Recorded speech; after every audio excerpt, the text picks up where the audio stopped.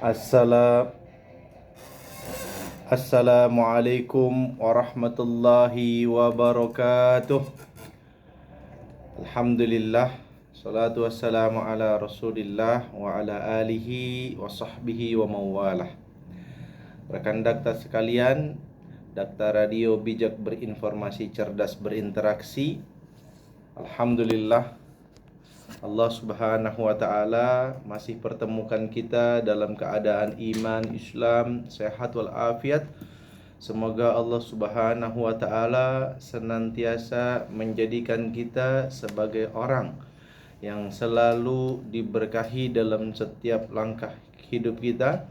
Dan semoga dengan keberkahan majelis ilmu ini Allah Subhanahu wa taala memudahkan jalan kita menuju surga sebagaimana janji Rasulullah, man salaka tariqan yaltamisu fihi ilman sahalallahu lahu bihi tariqan ilal jannah. Barang siapa yang mempermudah jalannya menuju ilmu, maka Allah akan mempermudah langkahnya menuju surga. Dan semoga dengan keberkahan majelis ilmu ini Allah Subhanahu wa taala memenuhi hidup kita dengan kebaikan demi kebaikan. Sebagaimana sabda Rasulullah, man yuridillahu bihi khair yufaqihu fid din. Barang siapa yang Allah kehendaki baginya kebaikan, maka Allah akan fakihkan dia dalam urusan agama. Dan semoga dengan keberkahan majelis ilmu ini pula Allah Subhanahu wa taala mengangkat derajat kita sebagaimana janji Allah dalam surah Al-Mujadilah ayat 11. Yarfa'illahu alladhina amanu minkum walladzina utul ilma darajat. Allah akan mengangkat derajat orang yang beriman di antara kalian dan orang yang berilmu beberapa derajat. Rekan dakta sekalian, bertemu lagi kita di program Mutiara Hikmah bersama saya Junaidi Putra. Sekarang pada tanggal 26 Juni tahun 2024, tepatan dengan 19 Zulhijjah tahun 1445 Hijriah. Rekan dakta yang semoga selalu dirahmati Allah Subhanahu wa taala. Belakangan kita sering melihat di media sosial, baik itu Facebook, YouTube, TikTok, dan sebagainya, potongan-potongan, bahkan potongan-potongan ceramah ini sering dijadikan bercandaan oleh banyak kaum muslimin. Karena ceramah yang disampaikan oleh orang yang satu ini, saya kira awalnya itu bukan ceramah. Awalnya saya kira itu cuma bercanda. Ya. Kenapa? Karena dia mengklaim mempunyai menulis 500 kitab ya, dalam bahasa Suryani. Udah hebat banget, bahasa Arab aja entah bisa entah enggak, ini Suryani dia bilang. Dan lucunya, setiap dia ngomong bahasa Suryani, yang diomongin itu doang. Wa maqali inna rahmatal lil alamin fil Makkah wal Madinah. Itu aja diulang-ulang. Apapun yang diomongin, itu aja yang diulang-ulang. Awalnya saya kira dia stand up comedy. Ternyata ada banyak majelis dia yang ceramah dan itu aja yang diomongin. Akhirnya dijadikan bahan bercandaan, lelucon oleh netizen. Bahkan ada salah satu lembaga bahasa Arab yang menganalisa dalam bahasa Arab. Saya sampai ketawa. Pertama analisanya, wa maqali. Kalau dibilang wa maqali itu nyambung ke qala yaqulu qul, enggak nyambung. Ya, karena di situ wa dan maqali enggak ada yang panjang, pendek semua. Maqali itu artinya gorengan. Wa maqali dan gorengan. Fil Mekah wal Madinah, dan gorengan di Mekah dan Madinah.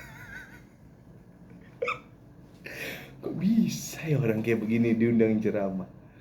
Dan yang lucunya adalah ternyata orang ini diundang ceramah satu panggung dengan orang yang kontroversial yang sekarang lagi semangat-semangatnya mengatakan bahwa nasab keturunan Rasulullah dari jalur Ba'alawi itu terputus. Wah, berarti semua keturunan Rasulullah dari Hadramaut yang ada di Indonesia, termasuk Habib Rizik, Habib Hanif, dan seterusnya, semua yang ada di, hampir semua yang ada di Indonesia, itu dibatalin semua nasabnya sama dia. Memalsukan nasab itu dosa besar. Tapi membatalkan nasab tanpa dalil yang bisa dipertanggungjawabkan, itu juga dosa besar. Ya. Orang barang siapa yang menasabkan dirinya kepada yang bukan bapaknya, dalam sebuah hadis itu, barang siapa yang menasabkan dirinya kepada yang bukan bapaknya, falyatabawwa maq'adahu minan nar atau kama qala Rasulullah. Saya enggak begitu hafal teks utuhnya. Tapi intinya itu termasuk dosa besar. Ngaku-ngaku orang yang bukan bapak kita sebagai bapak kita. Kalau bapak dalam arti inspirasi nggak masalah. Tapi kalau bapak dalam arti nasab, bapak kandung, nah itu nggak boleh. Nah, yang akan kita bahas kali ini bukan tentang wa maqali inna rahmatalillah film Mekah wal Madinah, nggak perlu, itu nggak perlu dibahas karena itu dalam tinjauan syariat itu 0 derajatnya, bahkan minus. Kenapa minus? Dia mengklaim seolah jadi paling berilmu sedunia, punya 500 kitab, tapi entah kitabnya ada di mana.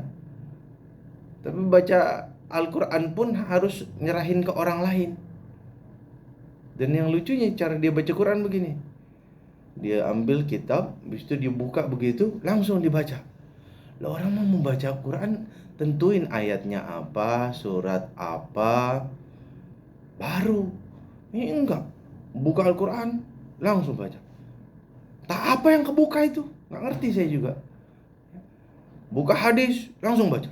Buka tafsir, langsung baca. Ini apa-apaan? Kecuali udah ditandain tuh masuk akal, ini nggak ditandain. Ya. Dan parahnya lagi, orang ini berani berdusta atas nama Rasulullah Muhammad SAW. Kalau perihal dia ngaku bisa bahasa semut, bahasa malaikat, itu terserah lah ya. Namanya orang halusinasi ya, terserah. Dia mau ngaku bisa bahasa presiden, mau bahasa Uzbekistan, mau bahasa Kirgistan, terserah, urusan dia. Tapi kalau udah berani bohong atas nama Rasul, dia bilang Rasul bersabda, padahal nggak ada Rasul bersabda kayak gitu, dengan sengaja, maka dia masuk kategori man kadzaba alayya muta'ammidan falyatabawwa maq'adahu minan nar. Barang siapa yang sengaja berdusta atas namaku, maka hendaklah dia persiapkan tempatnya di neraka. Nauzubillah summa nauzubillah. Jadi orang yang sudah berani berdusta atas nama Rasulullah nggak pantas lagi disebut ulama, nggak pantas lagi disebut ustaz. Kalau dia nyebutin hadis dhaif, atau nyebutin mungkin hadis palsu, ya, tapi disebut hadis palsunya bahwa itu ya hadis palsu, itu mungkin nggak terlalu masalah. Tapi kalau dia ngomong dinisbatkan kepada Rasul yang semua orang paham itu bukan ucapan Rasul, kecuali orang awam banget itu ya, maka udah, kalau menurut saya harusnya ditangkap orang ini. Udah masuk kategori penistaan agama. Ya, mudah-mudahan MUI denger nih suara ini. Ya, mudah-mudahan polisi denger ini. Ini udah penistaan agama loh. Segala pakai ngaku bisa nyuruh-nyuruh, alah macam-macam. Nah, yang kita bahas adalah tentang yang konon. Nah, konon katanya nasab dari Rasulullah lewat jalur Isa al-Muhajir, ya, atau Ba'alawi, jalur Ba'alawi, Bani Alawi itu terputus, kita akan bahas, tapi dalam terminologi tafsir, ya, sesuai dengan keilmuan aja, nggak usah lompat-lompat jalur. Nah, saya ingin awali pembahasan ini dengan sebuah kekecewaan, ya. Karena saya dari kecil itu ngefans tuh sama salah satu penyanyi ini, raja dia. Tapi ketika dia bicara tentang Al-Quran, kok nggak serak dalam hati saya gitu. Awalnya di podcastnya sang penyanyi ini mengatakan bahwa ada habaib yang mengatakan bahwa habaib itu pasti masuk surga. Habaib itu kalau mengerjakan perbuatan dosa apapun itu nggak masalah, dan seterusnya. Lalu konon katanya dia kritik habaib itu setelah dia ceramah di kesempatan yang sama. Lalu konon katanya dia bilang dia disidang oleh habaib yang senior di Jakarta. Lalu dia bertanya, apa ada yang salah dari ucapan saya, Bib? Lalu konon katanya Habib ini mengatakan, enggak salah, tapi tolong jangan ngomong di depan umum, takut jadi memecah belah umat.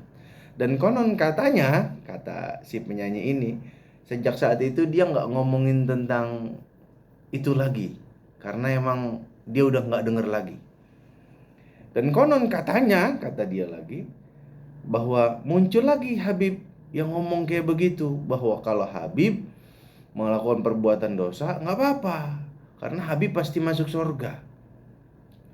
Jujur sampai detik ini saya belum pernah dengar, saya pribadi ya, saya belum pernah dengar ada Habib dimanapun, entah Habib di Indonesia atau Habib di luar negeri, yang mengatakan seperti yang dikatakan oleh penyanyi ini. Belum pernah saya dengar, ya. Bahkan direspon keras oleh Habib Bahar bin Smith, kalau emang ada Habib yang ngomong kayak begitu, maka Habib itu salah. Dan harusnya penyanyi itu dengan tegas menyebut siapa nama Habib itu, karena itu kesalahan yang fatal. Karena bahkan dalam Thariqah Ba'alawi, Thariqah Alawiyah, itu meyakini bahwa kalau pahala perbuatan ibadah dilakukan Habib, pahalanya berlipat ganda. Dosa dilakukan Habib, dosanya juga berlipat ganda, sama. Ya. Makanya dalam hadis kan ketika Nabi lewat rumah Fatimah, lalu ngelihat Ali sama Fatimah lagi bersenda gurau, Rasul kan sering ngomong tuh dalam banyak riwayat, wahai ahli bait Nabi, sholat malamlah kalian, begitu. Jadi agak sedikit aneh sih menurut saya. Habib Rizik juga mengomentari, cuma dengan bahasa yang lebih halus, bahwa harusnya jangan menyebarkan berita yang tidak bisa dipertanggungjawabkan. Ya. Kalau emang ada kelakuan oknum habaib yang seperti itu, jangan digeneralisir seolah semua habaib seperti itu. Nah, lucunya penyanyi ini mengatakan bahwa mereka, jadi dia nyebut satu oknum habaib, lalu disebut mereka. Orang kan jadi memahaminya seolah-olah semua habib kayak begitu. Ya, habib itu manusia biasa, walaupun keturunan Nabi ada yang baik, ada yang gak baik, ada yang taat, ada yang maksiat, sama. Habib itu manusia biasa, keturunan Nabi iya. Bahwa Nabi itu maksum terjaga dari dosa, Habib enggak. Jadi kalau ada kesalahan satu Habib, jangan ditimpakan itu kesalahan seluruh Habib. Ya, Habib itu istilah Indonesia doang kayaknya. Kalau di sejarah Islam adanya Syarif sama Sayyid, ya, keturunan Hasan dan keturunan Hussein. Penyanyi ini mengatakan bahwa mereka mengklaim seperti itu karena berdasarkan surah Al-Ahzab ayat 33. Kita baca dulu ya. A'udzubillahi minasyaitonirrajim. Waqarna fi buyutikunna wa la tabarrajna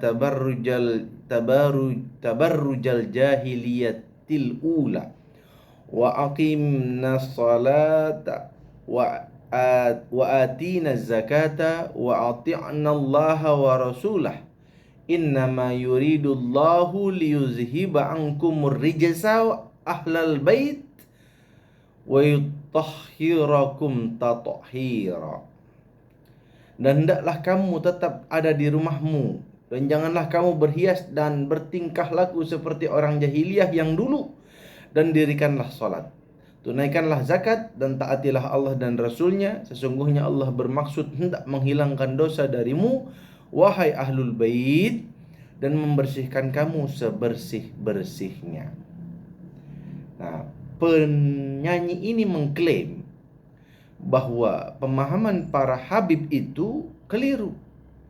Karena ahlul bait yang dimaksud di sini bukan habib, tapi cuma istri Nabi. Apakah benar demikian? Kita cek penafsiran dari para ulama. Nah, sekarang kita mulai dari penafsiran ulama kontemporer dulu. Ya. Tafsir Al-Muyassar Kementerian Agama Saudi Arabia. Kita langsung fokus ke siapa Ahlul Bait. Nah, dalam tafsir ini dikatakan Ahlul Bait adalah istri Rasul dan anak keturunan Rasul. Oke. Yang kedua, tafsir Madinah Al-Munawwarah. Enggak dirinci di sini. Enggak dirinci. Yang ketiga, tafsir Al-Mukhtasar, markas tafsir Riyadh. Yang dimaksud adalah para istri Nabi dan anak keturunan Nabi. Ya. Lalu dalam Zubdatut Tafsir min Fathil Qadir, ya, yang dimaksud Ahlul Bait adalah siapa di sini sebentar.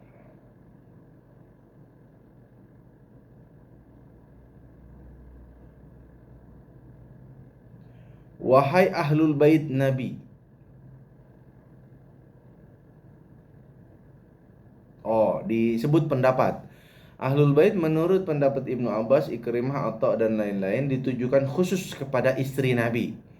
Dan ini adalah salah satu pendapat. Pendapat lain bahwa ayat ini mencakup seluruh Ahlul Bait yang bertakwa. Nah, di sini baru muncul nih satu pendapat, ya, yang mengatakan itu khusus kepada istri Nabi. Tapi mayoritas ulama mengatakan kepada apa? Keturunan Nabi. Ini baru tafsir kontemporer. Ntar kita yang lebih lama ntar kita bahas.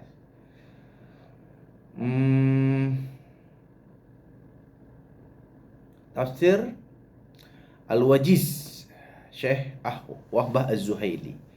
Syekh Wahbah Az-Zuhaili ini punya tafsir Al-Munir. Beliau juga punya tafsir Al-Wajiz. Kalau tafsir Al-Wajiz itu lebih ringkas dia. Kalau yang terjemahan bahasa Indonesia itu ada 3 jilid, kalau saya nggak salah. Tafsir Al-Munir itu ada 15 jilid, jadi 2 juz 1 jilid.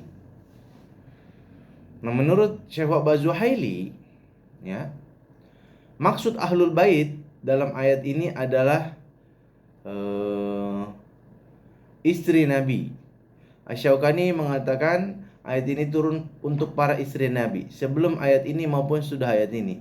Ayat ini bukan untuk keluarga Ali dan istrinya Fatimah, ya, seperti maksud Ahlul Bait pada surat Hud dan istrinya Ibrahim. Lalu tafsir As-Shaghir,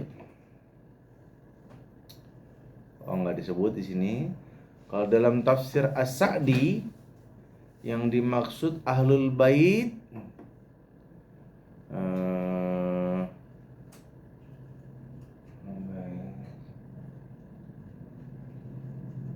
nggak disebut, nggak definisikan. Lalu dalam tafsir antar Ibnu Katsir kita bahas sendiri. dalam An-Nafakhat Al-Makkiyah. Ini tafsir kontemporer semua nih. Nah, Ahlul Bait yang dimaksud adalah keluarga Nabi. Lalu Hidayatul Insan bitafsiril Quran.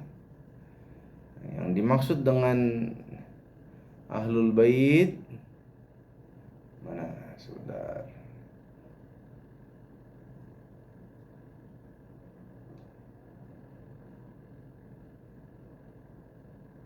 Oh, enggak disebut. Oh, ayat ini turun berkat kenaan istri Nabi secara khusus. Nah, lalu tafsir ringkas Kementerian Agama. Yang dimaksud dengan Ahlul Bait ditujukan kepada para istri Nabi. Namun wanita muslimah harus mencontoh. Oke. Nah, dari tafsir kontemporer yang kita bahas, ya, mayoritas ulama mengatakan yang dimaksud Ahlul Bait dalam ayat ini adalah istri Nabi dan keturunan Nabi. Kenapa? Nah, kalau kita lihat dalam fikih, ya, kan di sini dikatakan Ahlul Bait itu disucikan oleh Allah Subhanahu wa taala. Di antara bentuk pensuciannya adalah Ahlul Bait itu nggak boleh makan harta zakat. Karena zakat itu adalah sisa manusia, sampahnya manusia, sampah harta manusia. Maka Ahlul Bait itu nggak boleh makan harta zakat. Ya. Misalnya gini, dalam sebuah hadis Rasulullah Muhammad SAW pernah menemukan cucunya, ya, Hasan dan Husain, itu lagi main di tempat pengumpulan zakat. Zakat itu kan pakai korma di zaman Nabi. Nah, ya namanya juga anak kecil ya, ngelihat makanan langsung dipetik tuh satu korma, dimakan. Pas Nabi tahu, langsung disamperin itu cucunya, lalu disuruh keluarkan, ya, disuruh keluarkan, dikorek pakai jari Nabi, ya. Apa kata Nabi?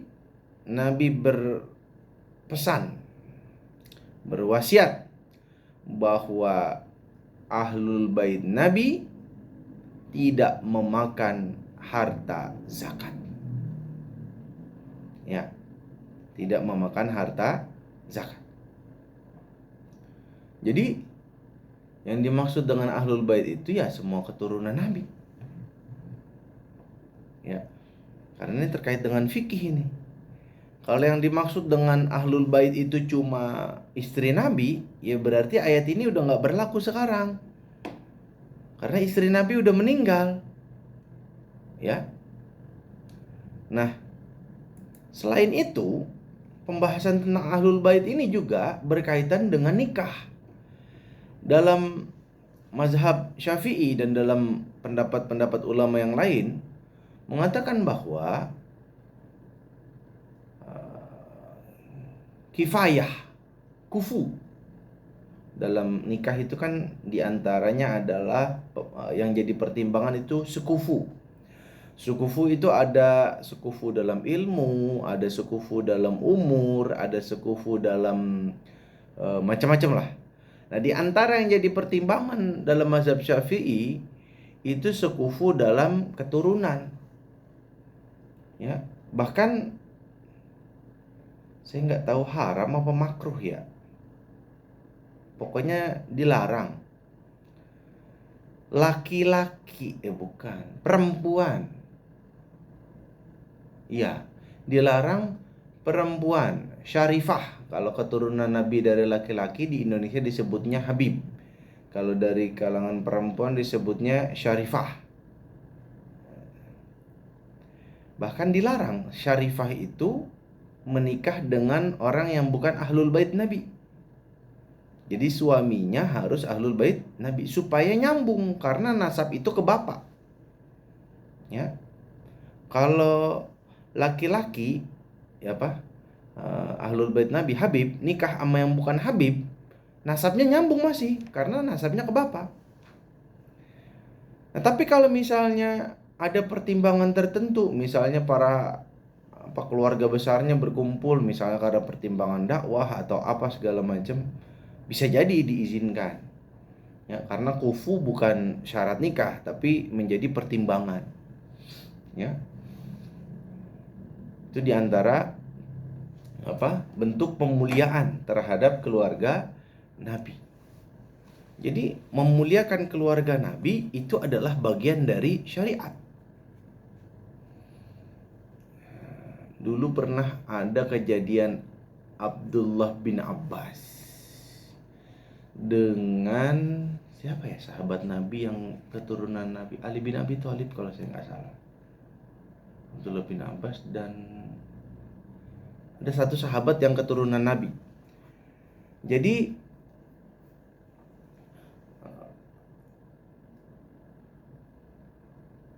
siapa yang disuruh naik kuda, yang satu nuntun. Ya, kalau nggak salah Abdullah bin Abbas disuruh naik kuda tuh sama keturunan Nabi itu, seingat saya, atau sebaliknya. Lalu ketika Abdullah bin Abbas turun, oh bukan, yang keturunan Nabi itu naik kuda. Naik kuda dituntun sama Abdullah bin Abbas radhiyallahu an. Ketika keturunan Nabi yang sahabat Nabi itu turun, lalu cium tangan. Nah, ketika Abdullah bin Abbas mempersilahkan keturunan Nabi ini untuk naik kuda, Abdullah bin Abbas mengatakan, beginilah kami diperintahkan untuk memuliakan keturunan Nabi. Lalu ketika keturunan Nabi ini turun dari kuda, dicium tangan sama Abdullah bin Abbas. Kok cium tangan sama saya? Jangan. Kata keturunan Nabi ini, beginilah aku diperintahkan oleh Rasulullah untuk memuliakan orang yang berilmu. Masya Allah, luar biasa. Zaman dulu orang yang berilmu dengan keturunan Nabi itu enggak dipertentangkan kayak zaman sekarang. Ya. Sekarang kita bahas terakhir dari sudut pandang tafsir Ibnu Katsir. Nah, ini kita bahas yang tafsir jauh ini, tafsir lama. Beliau ulama kholaf, tapi kalau dalam urusan tafsir ini termasuk tafsir lama. Dalam tafsir Ibnu Katsir, kita langsung bahas bagian akhirnya aja ya. Innama yuridullahu liyuzhaba Innama yuridullahu liyuzhiba ankumur rijsa ahlal baiti wa yutahhirakum tathira. Sungguhnya Allah ingin menghilangkan dosa darimu wahai ahlul bait dan membersihkan kamu sebersih-bersihnya. Apa kata Ibnu Katsir? Ibnu Katsir mengatakan yang artinya teks ayat ini dengan jelas memasukkan istri Nabi dalam pengertian ahlul bait. Itu semua ulama sepakat, kecuali Syiah. Kalau Syiah itu enggak semua istri Nabi dimuliakan. Aisyah, Hafsah itu dihina, bahkan dilaknat sama mereka. Ya. Bagi orang Syiah itu ahlul bait itu cuma Siti Khadijah, Ali, Fatimah, Hasan, Husain. Itu bagi mereka keturunannya. Itu ahlul bait. Kalau bagi kita ahlus sunnah wal jamaah, semua istri Nabi itu ahlul bait Rasulullah. Kata Ibnu Katsir, karena merekalah yang menjadi latar belakang turunnya ayat. Ingat, ada kaidah dalam tafsir. Kaidahnya begini. Al-ibrah bi umumil lafzi la bi khususis sabab. Pelajaran itu diambil dari keumuman lafaz, bukan kekhususan sebab. Jadi kalau sebab turunnya tentang istri Nabi, iya. Tapi apakah hanya untuk istri Nabi? Itu yang jadi pertanyaan. Keumuman lafaz. Subjek yang melatar belakangi turunannya ayat sudah jelas, termasuk dalamnya adalah suatu hal yang tidak dapat dipungkiri lagi. Tapi pengertiannya ada kala menyangkut subjek belaka atau beserta yang lainnya menurut pendapat yang sahih. Jadi Ibnu Katsir mengakui ada pendapat ulama yang mengatakan bahwa Ahlul Bait dalam ayat ini hanya terkait dengan istri Nabi. Bahkan disebutkan oleh Ibnu Katsir. Ya, yang menyebutkan seperti itu Ibnu Jarir. Siapa Ibnu Jarir? Imam At-Tabari. Ya. Ibnu Jarir At-Tabari telah meriwayatkan dari Ikrimah. Nah, seperti yang saya sebutkan tadi itu. Bahwa ia pernah bersuruh di pasar sehubungan dengan makna firman Allah yang tadi kita baca, bahwa ayat ini secara khusus diturunkan berkenaan dengan istri-istri Nabi. Hal yang sama diriwayatkan oleh Ibnu Abi Hatim. Ia telah menceritakan kepada kami Ali ibnu Harb Al-Mausuli telah menceritakan kepada kami Zaid ibnu Al-Habbab telah menceritakan kepada kami Husain bil Waqid tentang ayat tadi, bahwa ayat ini diturunkan berkenaan dengan istri Nabi secara khusus. Ya. Ikrimah mengatakan, barang siapa ingin bermubahalah denganku, aku layani. Sampai bermubahalah. Sungguhnya ayat ini diturunkan berkenaan dengan istri Nabi, dengan pengertian bahwa merekalah yang melatar belakangi turunnya ayat, bukan yang lain. Maka pendapat itu dapat dibenarkan. Tetapi kata Ibnu Katsir, jika makna yang dimaksudnya hanya menyangkut diri mereka tanpa melibatkan lain, maka pendapat ini masih perlu diteliti. Jadi kalau dikatakan ayat ini secara asbabun nuzul bicara tentang istri Nabi, iya, itu diakui oleh Imam Ibnu Katsir. Tapi apakah ayat ini tidak menyangkut dengan keturunan Nabi? Nah, itu yang dibantah oleh Al-Imam Ibnu Katsir. Kata Imam Ibnu Katsir, karena sesungguhnya banyak hadis yang menyebutkan bahwa makna yang dimaksud ayat ini lebih umum dari apa yang dikatakannya itu. Jadi semua pendapat yang di atas disebutkan oleh Ibnu Katsir dibantah oleh beliau, dan bantahannya kagak main-main. Beliau sebutkan nih, saya hitung nih ya hadisnya buat ngebantah. 1, 2, 3, 4, 5, 6, 7, 8, 9, 10, 11, 12, 13, 14, 15, 16. Wah, 16. Ini baru teks hadisnya, belum syawahidnya. Kalau dihitung lebih dari 20 ini. Kita bahas nih. Langsung aja, nggak usah pakai sanad-sanatan, langsung rujuk ke kitab tafsirnya kalau mau bahas sanadnya. Hadis yang pertama dulu. Jadi Anas bin Malik mengatakan bahwa Rasul selalu melewati pintu rumah Fatimah selama 6 bulan. Jadi sahabat ini Anas bin Malik ngelihat selama 6 bulan Rasul ngelewatin pintu rumahnya Fatimah. Fatimah ya pasti Ali bin Abi Thalib. Dan bila beliau keluar menuju masjid menunaikan sholat subuh, tentu Rasul jalannya sebelum sholat subuh. Rasul bilang, sholat wahai ahlul bait, sesungguhnya Allah, dibaca tuh ayatnya, innama yuridullahu liyuzhiba ankum rijaza ahlal baiti wa yutahhirakum tathira. Jadi Nabi menjelaskan ayat dalam hadis. Siapa yang paling paham tentang Siapa yang paling paham tentang ayat Al-Quran? Ya Nabi. Nabi udah ngejelasin. Yang dimaksud adalah keturunan Nabi. Emang Ali sama Fatimah istri Nabi? Enggak. Ali menantu, Fatimah anak. Enggak ada istri di situ.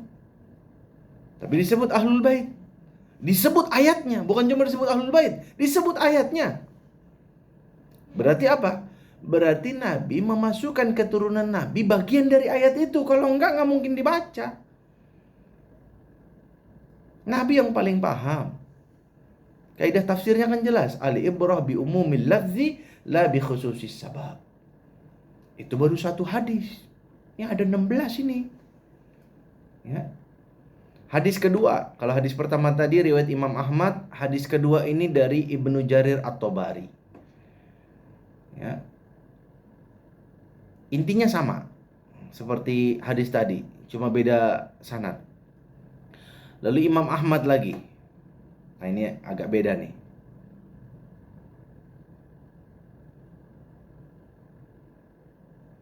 Oh nih, Imam Ahmad meriwayatkan dari Muhammad bin Mus'ab, meriwayatkan kepada kami Al-Auza'i telah menceritakan kepada kami Syaddad bin Amr yang telah menceritakan bahwa ia masuk ke dalam rumah Wasilah Ibnul Asqa radhiyallahu an, yang saat itu sedang berbicara dengan satu kaum. Lalu mereka menceritakan perihal Ali radhiyallahu an. Ternyata mereka mencacinya. Lalu ia ikut mencacinya pula mengikuti mereka. Setelah mereka bubar, lalu Wasilah bertanya kepada perawi tadi, "Mengapa engkau ikut mencaci Ali?" Nah, dia menjawab, aku lihat mereka mencacinya, maka aku ikut mencaci mereka. Wasilah berkata, "Maukah aku ceritakan kepadamu apa yang pernah kulihat dari Rasul?" Aku menjawab, tentu saja aku mau." Wasilah menceritakan pengalamannya bahwa ia pernah datang ke rumah Fatimah menanyakan sahabat Ali radhiyallahu an. Fatimah menjawab bahwa Ali sedang pergi menemui Rasul. "Aku menunggunya hingga Rasul datang ditemani oleh Ali, Hasan dan Husain radhiyallahu anhum. Masing-masing dari mereka berpegangan tangan, semuanya pegangan tangan. Kemudian Rasul masuk dan mendekatkan Ali dan Fatimah, lalu mendudukkan keduanya di hadapannya. Beliau memangku Hasan dan Husain masing-masing pada salah satu pahanya. Sudah itu Rasul melilitkan kain atau jubahnya kepada mereka dan membaca ayat Innama yuridu, yang tadi yang kita bahas tadi. Lalu beliau berkata dalam doanya, "Ya Allah, mereka ini adalah ahli baitku dan ahli baitku lebih berhak." Ini udah jelas banget. Ini baru 2 hadis ini, cuma karena waktunya udah terbatas. Intinya dalam banyak redaksi, dalam banyak riwayat, ya, Rasul jelas-jelas menafsirkan ayat ini dengan semua. Jadi jangan lagi ada yang ngomong ahli bait Nabi udah keputus karena anak laki-laki Nabi udah meninggal. Itu cuma berlaku buat umat Nabi. Buat Nabi nggak berlaku, karena ada hadis Rasulullah Muhammad SAW yang mengkhususkan beliau itu punya keturunan lewat Fatimah. Itu berlaku buat Nabi dan itu kekhususan. Dan itu bukan hal yang aneh, biasa. Nabi punya kekhususan banyak. Ya. Mudah-mudahan jadi pencerah buat kita. Jadi kalau ada orang bilang, kalau emang anak keturunan Nabi, tes DNA aja. Lah, tes DNA itu nggak bisa dipakai buat nasab yang ratusan tahun, nggak bisa. Tes DNA itu bisa dipakai untuk nasab yang dekat, puluhan tahun. Di bawah 100 tahun masih bisa dipakai. Tapi kalau udah ratusan tahun, udah nggak bisa. Yang ngomong siapa? Ahli DNA. Jadi ngaco tuh kalau bilang Habib takut tes DNA. Bukan takut, emang kagak ada gunanya. Ya. Lalu bilang lagi macam-macam, segala macam. Udah, semua itu omong kosong semua. Udah dibantah sama Kiai Haji Miftahul Akhyar, Rais Am PBNU. Dan ketua PBNU sendiri udah bilang tuh bahwa takut kualat tuh, hati-hati orang kayak begitu, ya. Mudah-mudahan jadi pencerahan buat kita semua agar kita bisa mendudukkan perkara ini dengan benar. Bahwa Habib bisa salah, iya. Tapi kalau Habib salah, kita pandang dia sebagai manusia, bukan sebagai nabi. Ya, kita tegur biasa. Ya, tapi kita perlu memuliakan para keturunan nabi ini. Kenapa? Karena dalam darah mereka mengalir darah Rasulullah dan kita diperintahkan untuk memuliakan keturunan Rasulullah. Semoga Allah menakdirkan kita berkumpul di dunia dan berkumpul pula nanti di surganya Allah Subhanahu wa ta'ala bersama Rasulullah dan para keturunannya. Amin ya rabbal alamin. Kurang lebihnya mohon maaf. Jika ada pertanyaan silakan ajukan ke 0857 8147 9544. Saya ulang lagi, 0857 8147 9544. Kita tutup dengan doa kafaratul majlis. Subhanakallahumma bihamdika asyhadu an la ilaha illa anta astaghfiruka wa atubu ilaik. Assalamualaikum warahmatullahi wabarakatuh.